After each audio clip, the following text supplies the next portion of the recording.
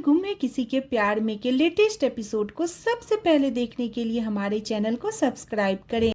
आज के एपिसोड की शुरुआत में नील एक कड़ी जोड़ रहा होता है रजत और तेजस्विनी के मौत का। वो आपस में सब कुछ को सुलझाने की कोशिश करता है लेकिन उससे सुलझ नहीं पाता। नील सोचता है कि इस एक महीने के दरमियान ही तेजस्विनी रजत से मिली होगी और क्या कारण था जो तेजस्विनी रजत से मिली और रजत और तेजस्विनी का क्या लिंक है। तभी नील को वो कार्ड दिखाई देता है जो नितिन ने इसे दिया था।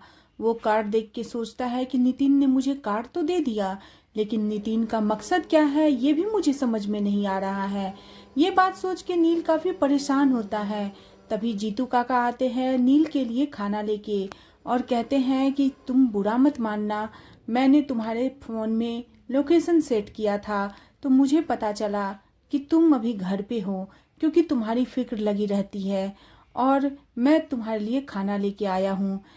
नील को परेशान देख के जीतू काका कहते हैं कि नील अगर कोई परेशानी वाली बात है तो तुम मेरे साथ शेयर कर सकते हो। लेकिन नील कहता है कि काका ऐसी कोई बात नहीं है क्योंकि नील को नितिन की बातें याद आ जाती है कि वो इस कार्ड के बारे में किसी से भी कुछ भी शेयर नहीं कर सकता। जीतू काका उसे हौसला दे के वहां से चले जाते हैं लेकिन नील काफी परेशान हो जाता है और सोचने लगता है कि मैं किस तरह किस केस को सॉल्व करूं, मुझे कुछ समझ में नहीं आ रहा है। दूसरी तरफ सभी रिद्धि को देख के काफी परेशान हो जाती है। सभी रिद्धि को देख के चिल्लाने लगती है और कहती है कि रिद्धि यहाँ पे कैसे आई, तुम लोगों को रिद्धि से क्या मतलब है। तभी किडनैपर कहता है कि मुझे मतलब है तुम्हारे पूरे परिवार से, तुम्हारे खानदान से, क्योंकि तुम्हारा पति ने मुझे धोखा देके चला गया दुनिया से। अब जो काम तुम्हारा पति नहीं कर पाया है वो काम तुम करोगी। तुम्हारे पति ने मुझे 100 करोड़ के हार के बारे में जानकारी तुम्हारे पति के पास है और वो हार वो मुझे देने वाला था, वो हार तुम लाके मुझे दोगी। सभी परेशान हो जाती है, कहती है तुम लोगों को शायद कोई गलतफहमी हुई है, मेरे पति का इस हार से कोई लेना देना नहीं है। तभी वो कहता है कि हार का ये डिजाइन है और ये तुम्हारे पति के पास है, अब तुम ढूंढ के लाके दोगी कि वो कहाँ रखा है, कैसे रखा है। सभी रिद्धि को बचाने के लिए सामने आती है। तभी वो कहता है कि तुम्हें अगर रिद्धि को ले जाना है तो तुम ले जा सकती हो लेकिन जिंदा नहीं मुर्दा लेके जाओगी। सभी रुक जाती है। सभी कहती है रिद्धि को कुछ मत करना, मैं तुम लोगों को जो तुम लोग चाहोगे मैं वो करके दूंगी। तभी वो कहता है अब आई तुम लाइन पे, तुम्हें समझ में नहीं आ रहा है कि तुम इतनी सवाल मेरे से क्यों कर रही हो। तुम अब एक पुलिस वाली नहीं हो बल्कि तुम एक सस्पेंडेड ऑफिसर हो। तभी सभी कहती है कि ज्यादा चालाकी करने की कोशिश मत करना क्योंकि रिद्धि को अगर कुछ भी हुआ तो मैं तुम लोगों को छोड़ूंगी नहीं। सभी रिद्धि की तरफ देख के रिद्धि को कहती है कि तुम डरना मत, तुम अपनी भाभी पर भरोसा रखना, मैं तुम्हें यहाँ से छुड़ा लूंगी। तभी किडनैपर सभी को समझाता है कि वो 100 करोड़ का हार लाके मुझे दे दो और रिद्धि को यहाँ से ले जाओ, मैं रिद्धि को ले जाने देने के लिए तैयार हूँ। सभी कहती है शायद तुम लोगों को कोई गलतफहमी हुई है। तभी किडनैपर कहता है कि मुझे कोई गलतफहमी नहीं हुई है, अगर तुम जरा भी चालाकी करने की कोशिश की तो तुम्हारी पति तुम के तरह ही तुम्हारी सास, तुम्हारे बच्चे, तुम्हारी नंद सब कहाँ कैसे जाते हैं मुझे सब पता है। और वो सभी के माथे पे एक बंदूक मार देता है और फिर उसे सड़क पे जाके छोड़ देता है। दूसरी तरफ लीना विनोद से बात कर रही होती है। विनोद चिंता जताता है कि लीना खाना खा लो। तभी नील उतरता है और लीना खाने के लिए मना करती है। नंदिनी कहती है काकू आप खाना नहीं खाएंगी तो आपकी तबीयत बिगड़ जाएगी। सभी लोग नील को खाना खाने के लिए कहते हैं। नील गुस्से में आके खाने के टेबल पे बैठ जाता है और बहुत ज़्यादा पूड़ियाँ खाना शुरू कर देता है। नील 40 पूड़ी लगभग खा जाता है। तभी सभी लोग कहते हैं कि नील तुम इस किस तरीके से खाना खा रहे हो। नंदिनी कहती है कि नील के अंदर कौन सा राक्षस भूत सवार हो गया है।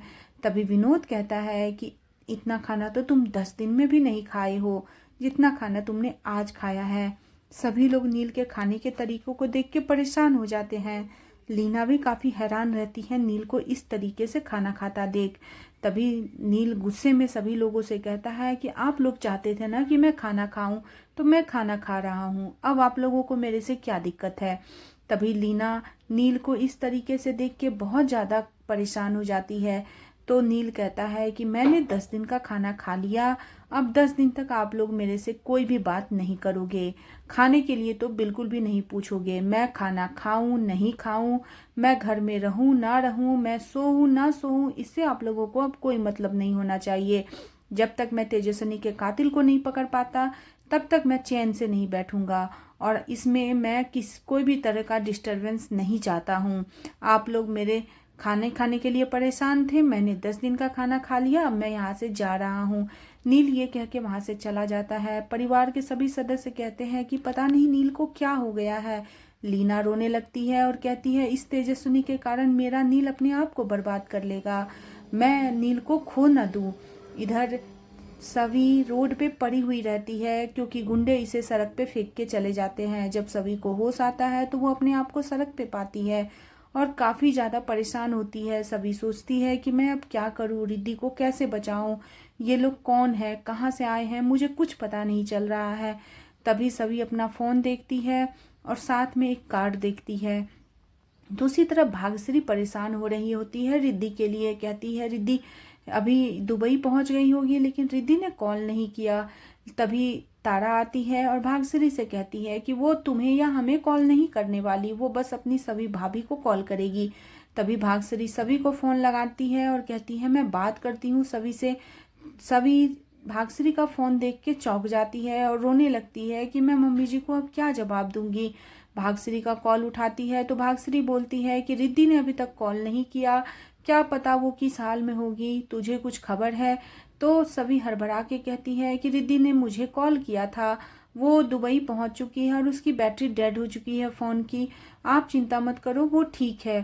तभी भाग्यश्री को सांत्वना देके सभी झूठ बोलती है। तभी भाग्यश्री कहती है कि उसने मुझे कॉल नहीं किया, उसने तुम्हें कॉल किया। तभी तारा भाग्यश्री को ताना मारती है कि मैंने तो पहले ही कहा था कि वो अपनी सभी भाभी को कॉल करेगी, और ये कह के तारा वहाँ से चली जाती है। सभी भाग्यश्री से कहती है कि मम्मी जी आप टेंशन मत लो, रिद्धि सही सलामत होगी। तभी भाग्यश्री कहती है कि वो लालू को भी लेके नहीं गई है। तभी सभी कहती है कि लालू को ले जाने से ही लालू उनके साथ नहीं होंगे, वो हमेशा रिद्धि की रक्षा करेंगे। और ये कह के भाग्यश्री फ़ोन रख देती है। रिद्धि सभी काफ़ी परेशान होती है रिद्धि के लिए। दूसरी भक्ति और नितिन के सब आपस में मीटिंग कर रहे होते हैं। तभी भक्ति के पास सभी का कॉल आता है। भक्ति झूठ बोल के वहां से चली जाती है। नितिन को भक्ति पे शक होता है। दूसरी तरफ सभी भक्ति से कहती है कि मुझे कंट्रोल रूम का सारा रिकॉर्ड चाहिए और किसी भी तरह चाहिए। भक्ति कहती है मैम ये अभी नहीं हो सकता। सभी कहती हैं मुझे किसी भी तरह तुम्हारी मदद चाहिए। तभी नितिन और केशव दोनों भक्ति के पीछे आते हैं। नितिन कहता है केशव से कि किसी भी हाल में तुम भक्ति पे नज़र रखो, ये सभी की कोई भी मदद ना कर सके और सभी को यहाँ से कोई भी डॉक्यूमेंट या कोई भी एविडेंस नहीं मिलना चाहिए। केशव भक्ति पे नज़र रखता है, लेकिन भक्ति छुप छुपा के कंट्रोल रूम पहुँचती है और वहाँ पे वो सभी को भी छुपा के कंट्रोल रूम में एंट्री करवाती है और सारा डाटा सभी को दे देती है। केशव सोचने लगता है कि आखिर भक्ति गई कहाँ।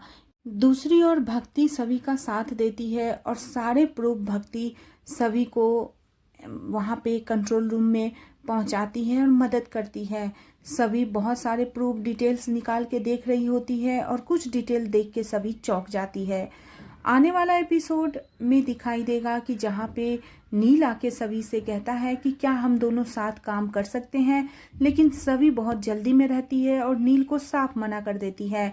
नील को सभी पे शक होता है कि कहीं ये कोई ऐसा काम तो नहीं कर रही है जिससे केस हम लोगों के हाथ से निकल जाए, और नील सभी के पीछा करने की सोचता है। आने वाला एपिसोड बहुत ज़्यादा इंटरेस्टिंग होने वाला है, तो जानने के लिए बने रहे सीरियल गुम है किसी के प्यार में। नेक्स्ट एपिसोड के लिए चैनल को सब्सक्राइब करना बिल्कुल न भूलें।